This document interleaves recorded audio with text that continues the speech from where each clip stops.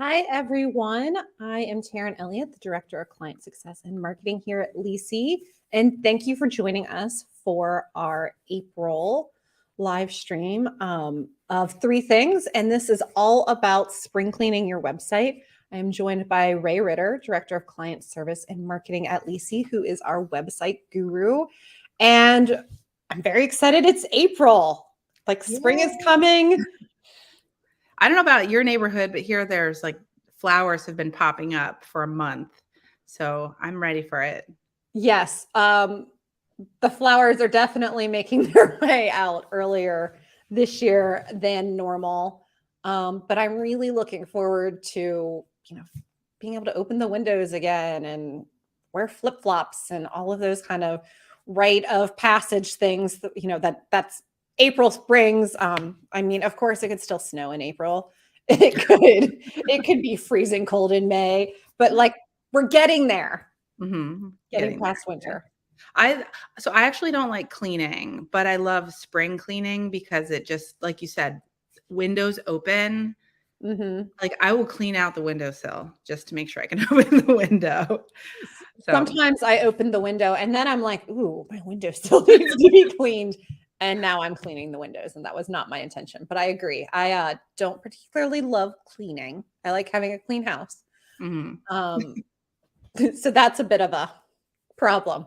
But I do like spring cleaning, and I like the idea of really digging in and cleaning up the things that you don't normally deal with when cleaning your house, because I don't know about you, but I do not have time to get my house deep cleaned once a week.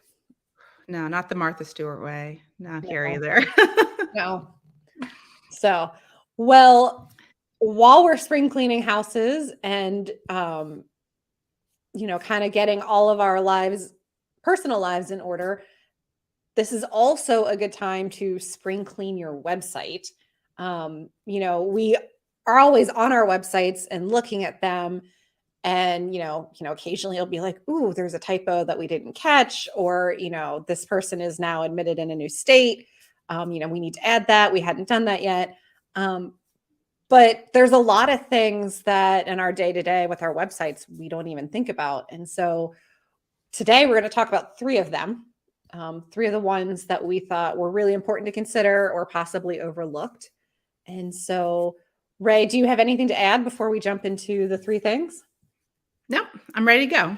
Okay. Well, I will hand it over to you for our first one, which is attorney bios, probably our first one and our biggest one. Right.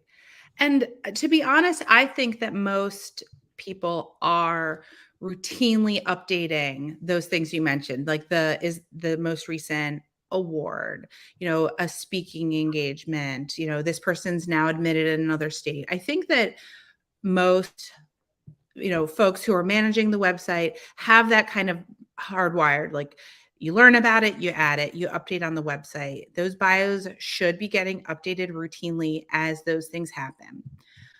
Now, with that said, with the reason why we have this on our list for today is I think the part of the bio that gets overlooked that we really want everyone to look at in the spring, a couple times a year, is that narrative part of the bio. And, I think a lot of people take a lot of time to write it in the beginning when the attorney comes, or perhaps when there's a relaunch of the website, looking at like, okay, is this in the right tone? Am I saying the things I want? But it still makes sense to routinely look at it. Actually, I recently spoke with some other folks at an LMA program in the Mid-Atlantic. And one of the things that I harped on in that program was looking at your website through today's lens. Like, is there anything on that website that, was perfectly neutral 5 years ago or whenever it was written, but today kind of sends red flags? And actually, this is interesting. This week, something like that popped up. We're about to launch a website bio. We're reviewing the content for a very tenured, very respected attorney in this firm who you can read it, it seeps out. He loves what he does. He loves practicing law. And it said in the bio that this attorney talks about courts and trials and sounds like a man with an addiction. Hmm. And while we understand that the sentiment means he is just, his whole world is law. It says like he goes on vacation and like goes into courts in other cities and wants to check out what's going on. And he loves the like, I love that. he loves it. So, I mean, that's all great. That message is good, but the wording is sensitive. I mean, starting with the national like opioid crisis, there's lots of people who are affected or have family members or friends who are affected by that. And then compound that with the fact that within the legal industry, there's, other prevalent addictions with alcohol and other drugs and things, so that, to use that word in a way that is meant to shed positive light when it actually has just other things that we should be aware of that are not kind of off on the sideline. This is like front page of the paper subject matter with addiction. Mm-hmm. So, I mean, it seems like a little thing, but it actually, he referenced that in a few places, again, to show basically he's obsessed with practicing law. He loves it so much. It's in his blood. It's in his DNA.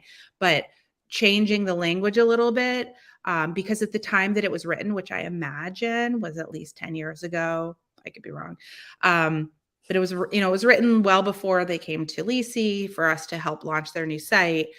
It just was something for us to flag. And I think that there's little nuggets of that you'll find in your attorney's bios that seemed completely neutral at the time it was written. I'm not trying to like slap anyone's hand for putting it in there in the first place, but now that it's spring and we're doing this, spring cleaning of the websites, now is a good time to look at that narrative, the part that gets overlooked that should not be set and forget. Just one more thing about that narrative that I would say that, it's just kind of a little harder aspect of reviewing the bios is, does your bio, do the attorney bios answer the question, like, how do you solve my problem? I'm coming to your site. I'm a potential client. What problems do you solve? How can you help me? So it's important to think about, I, worked at a firm where 15 years ago when we launched a website, it started out with this lawyer is in this practice, this practice, this practice, and this practice. And while that was a true sentence, it wasn't really helpful for a person coming to the site to say, well, but I need help with this kind of problem. I can't tell from that sentence if you can help solve my problem. So kind of front loading the problem solving factor is another recommendation as you go through and review the narrative of the bios. I think those are the things that I want to drive home with reviewing the attorney bios as part of your spring cleaning. Well, and I think adding on to that too, like if you haven't stripped out jargon or, defined terms that people might not understand, that goes a long way too when you're making these reviews. I know that there's kind of been a change it's been happening over the last many years of getting bios and just everything on a law firm website to be more focused on the user who might not have a legal background, and to be easy to read, but also, tailored for your audience. I mean, maybe the people you work with are attorneys and they understand all of that. And also the other thing I was going to say on that is consider if your practice has evolved as well. Sometimes you add a practice area to the side, but in the narrative, you don't think to add new representative matters or really talk about maybe how you've developed a niche practice in your area of law. So this is also a good time to kind of be thinking through those things as well, because you want to put your best foot forward and really portray what you're doing in your bio. Absolutely. Thank you so much. I think, we talk about it a lot. Bios are one of the most important aspects of your law firm's website. Absolutely. For so many reasons. So definitely. And they're the pages of your site that get the most views. So if you don't believe me, look at your Google Analytics. Bios are getting looked at more than all the other pages. So that's where you want to focus some extra time. Perfect. Well, moving on, our next topic is footer, mobile, and CMS. And really, I just kind of combine these things that are important, but that might often be overlooked as you're kind of, everyone thinks, oh, bios. And, for some law firms, you could have 200 bios to look at. And that's a project. And as we said, that's really important. But these three things are things that are important because they contain information that when a prospect or a client needs it, they need it. And if they can't find it, that can be a problem and really kind of leave, a bad taste in their mouth. So first of all, the footer, which is just the content you have at the very bottom of every single page. Just take a look at it, make sure everything's correct. The grammar is correct, punctuation is correct, the content you have down there is correct. For instance, maybe you added an office or you removed an office, that got updated on your contact page, but did that get updated in the footer? And also the copyright year. Yes. And your development company should set that up to automatically change when, on January 1. But in the event they have not set that up to automatically update, you want it's such a little thing that can make your site look like you haven't updated the whole site since whatever date that is in there. Yes. And, especially for a law firm, you want to make sure all your I's are crossed and all your I's are dotted and your T's are crossed. There we go. Because that's what people expect from you when they're hiring you to do their work. Which also in the footer is often legal disclaimers. So generally you'll link to a legal disclaimer. So of course, make sure all of your links work. But definitely your links to the legal disclaimers, and it might not be a bad time to take a look at those as well to see if there's anything that changed. And then a lot of times people have social media icons, and the thing here that you want to, of course, again, make sure the links work, make sure that the symbol is correct, but also have you added a presence on social media or stopped using any of them? So for instance, a lot of firms are starting to add Instagram. Maybe that hasn't been added to the footer yet. Maybe you've decided, for instance, like Facebook isn't for you and, you could take that off, or we don't see it so much now, but for a while we had a lot of firms who still had Google Plus. She's going to say that. I just saw a link to one recently, and I clicked. I was like, where is this going to go? Yes. I was thinking that we were probably away from that, but it's a good example of how sometimes you have a platform and it just changes and it needs to be updated. And finally, for the footer, attorney advertising. And generally, this is something we go through when we launch websites or, we look at websites. Do you live in a jurisdiction where the rules of professional conduct require you to have some kind of attorney advertising or other disclaimer on your website? And to be fair, it doesn't need to be in the footer or the header. There's some other things to consider. So check your rules. This is especially important if you have a new office or even possibly a new attorney or an attorney admitted to a new jurisdiction. Professional rules about, when you're being held liable for following them vary, but definitely if you've had some changes, check that out. And then the next thing that is sometimes overlooked is mobile, which of course, when designing a website, this is something that you consider, but, things happen or you add new pages. So just taking some time to really go through and look at your website on mobile, which is, phones and tablets, and they all come in various sizes. And there are tools that can help you, what does my website look like on this device versus that device? But keep in mind on mobile, it's not just a little tiny version of your website. You are presenting the information in a way that's easy to navigate and easy to understand on your mobile phone. So the example on this slide here, this is not what their website looks like on a desktop, but as you can see when you go to this homepage, it's really easy to find where you want to go next. Also, as it's warming up outside, I recommend doing mobile testing and review outside on your phone, maybe in the sunshine.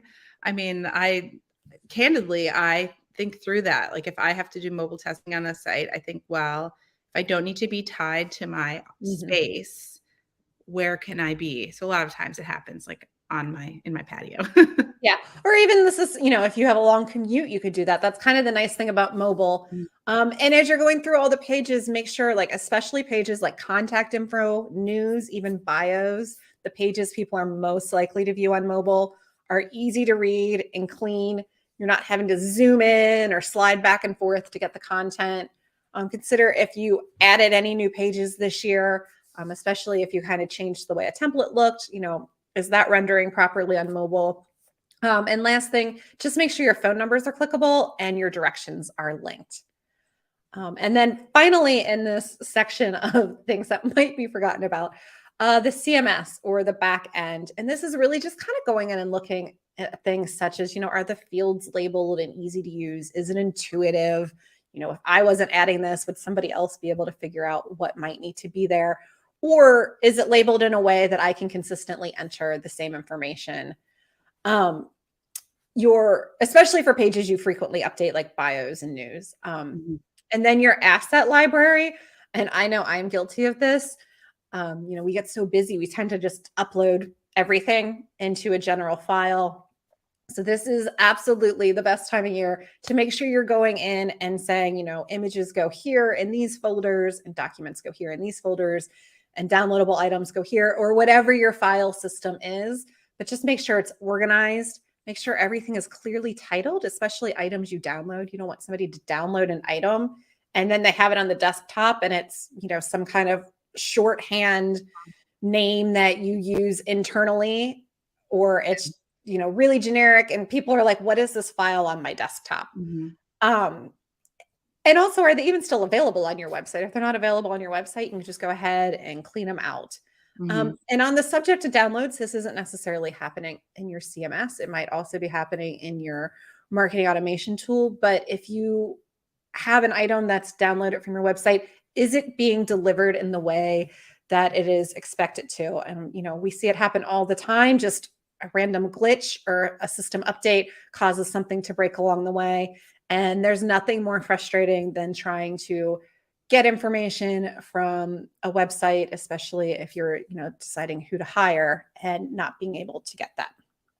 So on your comment, on your comment about the CMS, I think that actually just came up with Taryn, with you and I talking to a client recently who this was a site that our, head of development was not involved with.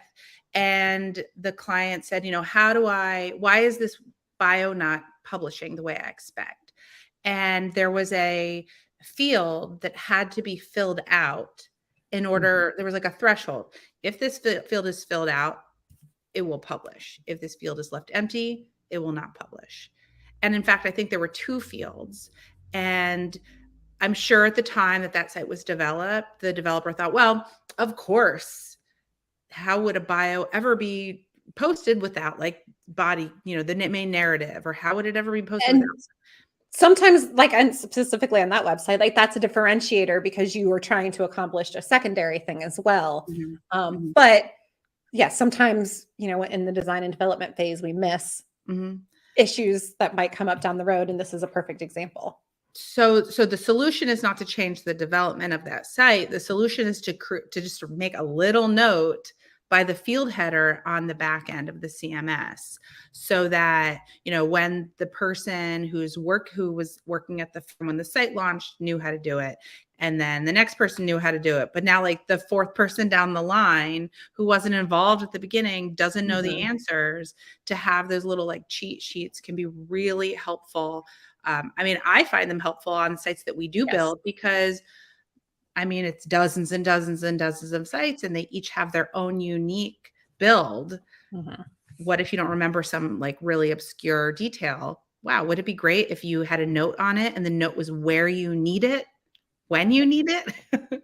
The one I find that really benefits is image uploads, especially if you have to upload multiple versions of an image. What do I need, the square one here? Do I need a rectangular one here? Do I need a very small thumbnail? Do I need a larger photo? So I always really appreciate knowing, okay, like this is the pixel sizes that I need for this image here. And these are the pixel sizes I need for this image over here. Yeah. just makes it easier for everybody. And it takes like an extra moment. So, Mhm. and the thought like, okay. Yeah. And, on that note as well, as you're going through this review of your CMS, it's also a good time to say, is there something I'm doing every time and it seems like it's taking me longer or more steps? And is Mhm. there maybe a way to go back to my development team and say, hey, is there a streamlined way to do this? Or, our practice has evolved. And so we want to change the way we convey this information. Like, a couple hours of your time now in development might, save the marketing team internally a lot of time down the road. And Mhm. sometimes there are just projects that become phase 2 projects. It's something that we thought of that was out of scope and weren't able to execute during the initial development because we would have launched too late or whatever the case might be. And it's like moving into a new house. You have all these plans and you think, as soon as I move in, I'm going to do these 15 things, and you get to about 5 of them. And then sometimes you kind of forget about the other ones. So this is also another time to go back in and say, hey, there were these other ideas that we had that might make sense to implement now. Mhm. Okay. And then finally, our third thing, I'll hand it back over to you, Ray. All right.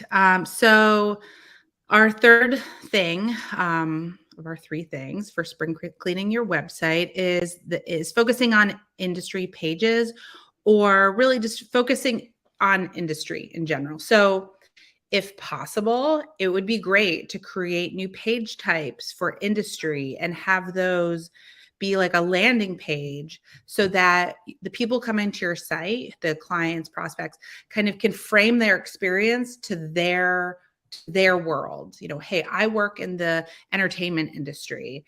What are the things that you do for me? What, like, I know maybe a person coming to the site is coming here for contracts and negotiations related to something in the entertainment industry. But if you have a full page of these are all the ways that we service this industry, and we can present that in context here, maybe someone would find that, hey, I didn't know you also do intellectual property, and that's something I need, or my entertainers need, or whatever that is. I could think of other examples like employment and labor law issues would be important when working in this particular industry. Or, an example is like, the finances and venture capital, managing venture capital funds and that kind of thing. So those might be things that the person coming to the site doesn't even know that you do, or that they need it. So it may not be possible, or may not be easy to create these new pages, to develop them out, design them out, write all the content. That might be a heavier lift, something to put kind of on the side burner. But if that's not possible, then I would think about having a section on at least a practice page. These are the industries we service for this type of work, and then linking to the other related practices for that might impact or might service this industry that you're talking about. So you could probably get creative within the current design, or really kind of offer more of a full service view into what you do for an industry with a full industry page.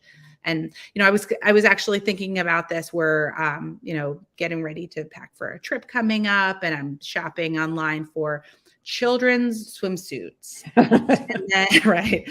And then I see like, oh, and swim goggles and fast dry towels and all these other things. And it's like, aha, that I'm looking for this. Maybe you could show me something that's like really close to it that I might also need. And that's, when I was in my last big firm in-house, we were always talking about cross-servicing. Like, how Yes. can you bring in a client and then not silo them in one service or one industry, practice area? How can you service that client in other services in other ways? So, I think that's kind of like the secret sauce to keeping clients longer, right? If they're Yes. plugged into different service lines. So anyway, like I said, I think that's something you can do. There can be a big lift with development or a smaller lift with really just updating the content on the page. And again, that's something that we don't think about throughout the year as you're looking at your website, as you're adding new news and events and things. But, hey, this is the time for spring cleaning. Take a good look at it.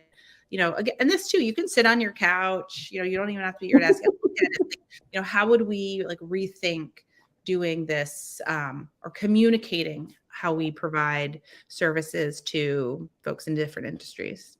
Well, and I love this because, as soon as you were talking about this, having also been in-house, cross-serving clients it's a big discussion for marketing departments. It's a big discussion for business development departments if they're separate. It's a big discussion for client success teams within law firms. It's a big discussion for attorneys. So this is one that really hits everybody. And even, one way to approach it would maybe be to talk to your accounting department or your finance department, who might be able to give you a list of clients, or, even further than that, categorize them. And you can really sit down and say, okay, here are the clients we have, here are the industries that, they break down in, and here are the services that they're either already purchasing from us or that they could be.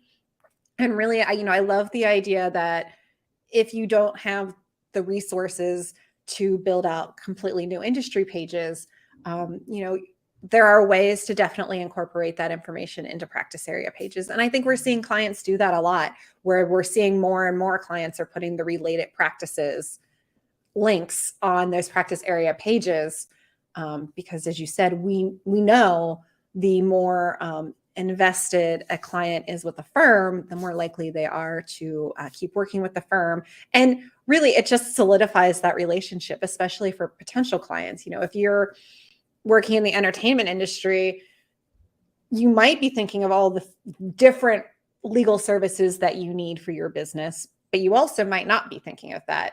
Mm-hmm. And, much better to be able to get it all from one place. It's just easier and more efficient. So I love this. Thank you so much for sharing it. Well, Ray, we have gone through all three things. Anything else to add before we wrap up here? No, I'm really excited for spring. Somehow more this year than ever. I'm ready for it. Yes, I feel like it's been a very dreary winter. Yeah. We didn't get a ton of snow. Same. And so it's just been cold and gray. Yeah. So I am definitely also ready for spring. I'll take spring rain. That's fine with me. Yeah. But I need a break from the winter for a little bit. And I like the winter. So that's saying something. Well, thank you to Ray for joining me on this and sharing her insights on spring cleaning your law firm website. Thank you to all of you for either tuning into our live stream or catching this on our website or on our podcast. We will be back next Friday at 12:30 p.m. Eastern Time on LinkedIn live streaming and Ask Me Anything. And this is a really relevant topic. It's Ask Me Anything about Google Analytics 4, which is rolling out this summer, whether you like it or not. Google's been talking about it for a long time. We've been talking about it too, but it's April, and that drop dead deadline will be here before you know it. So tune in next Friday for Ask Me Anything on Google Analytics 4. And thank you so much. Have a great weekend. Bye, everybody. Bye.